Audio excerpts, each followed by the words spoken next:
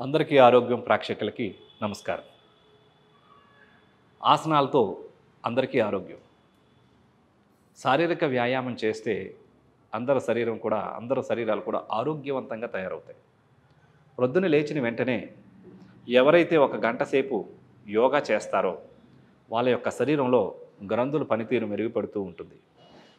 ప్రతిరోజు ప్రొద్దున్నే ఒక గంట సమయం ఒక 8 రకాలైనటువంటి ఆసనాలు, నిల్చొని ఒక 2 ఆసనాలు, కూర్చొని ఒక 2 ఆసనాలు, వెల్లకల్లా పడుకొని 2 ఆసనాలు, బోర్లా పడుకొని 2 ఆసనాలు చేయగలిగినట్లయితే శరీరంలో యొక్క అన్ని అంగాలకి వ్యాయామం చేయించిన వాళ్ళు అవుతాం.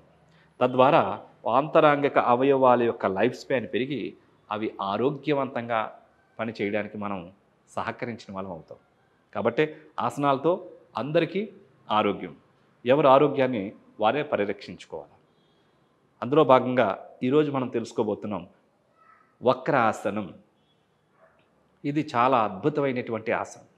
డయాబెటీస్ సమస్యతో బాధపడుతున్నటువంటి వాళ్ళు కనుక ఈ ఆసనం కనుక చేస్తే మన 41 రోజుల్లో డయాబెటీస్ నార్మల్కి రావడం ఖాయం. వక్రాసనం చేయడం ద్వారా ఇది పొట్ట కండరాల పైన, ప్యాంక్రియాస్ పైన, శరీరం యొక్క సైడ్ భాగం పైన ప్రభావాన్ని కలుగజేస్తూ ఉంటుంది. ఈ వక్రాసనం అనేటటువంటిది కూర్చునే స్థితి నుంచి చేసేటటువంటి ఆసనం. ఇప్పుడు ఆ వక్రాసనం ఏ విధంగా చేయాలో చేసి చూద్దాం. వక్రాసనం ముందుగా సుఖాసనం మీద కూర్చున్న తర్వాత 2 కాళ్ళని స్ట్రైట్గా తెచ్చుకొని దండాసన భంగిమకి రావాలి. పాదాలు 2 జతలో ఉంటాయి. ఈ స్థితిలో ఎడమ కాళ్ళను ఫోల్డ్ చేసి ఎడమ కాలు యొక్క అరికాల్ని కుడికాలికి కుడివైపున ఉంచే విధంగా ఉంచుకోవాలి. ఇప్పుడు ఎడమ చేతిని వెనక సపోర్ట్ తీసుకొని కుడి చేత్తో ఎడమ కాలు యొక్క పాదం దగ్గర పట్టుకొని పూర్తిగా వెన్నెముక దగ్గర ట్విస్ట్ చేసి వెనక వైపు చూస్తున్న విధంగా దృష్టిని పూర్తిగా వెనక వైపు చూస్తూ ఉండాలి. ఆసన స్థితిలో స్థిరంగా ఉండాలి. 1 2 3 4 5 6 7 8 9 10. ఇప్పుడు మీ కుడి చేతిని రిలీజ్ చేసి ఎడమ కాల్ని కుడికాలు జతలోకి తీసుకొని రావాలి. ఇప్పుడు అదేవిధంగా కుడికాలుతో చేస్తాం. కుడికాలను ఫోల్డ్ చేసి కుడికాలు యొక్క అరికాల్ని ఎడమ కాలు యొక్క మోకాలికి ఎడమ వైపున ఉంచి ఇప్పుడు కుడి చేయిని వెనక సపోర్ట్ తీసుకొని ఎడమ చేత్తో కుడికాలు యొక్క పాదాన్ని పట్టుకునే విధంగా పట్టుకొని తలను పూర్తిగా రైట్ సైడ్ బ్యాక్ సైడ్ త్రిప్పి ఆసన స్థితిలో స్థిరంగా ఉండాలి. 1 2 3 4 5 6 7 8 9 10.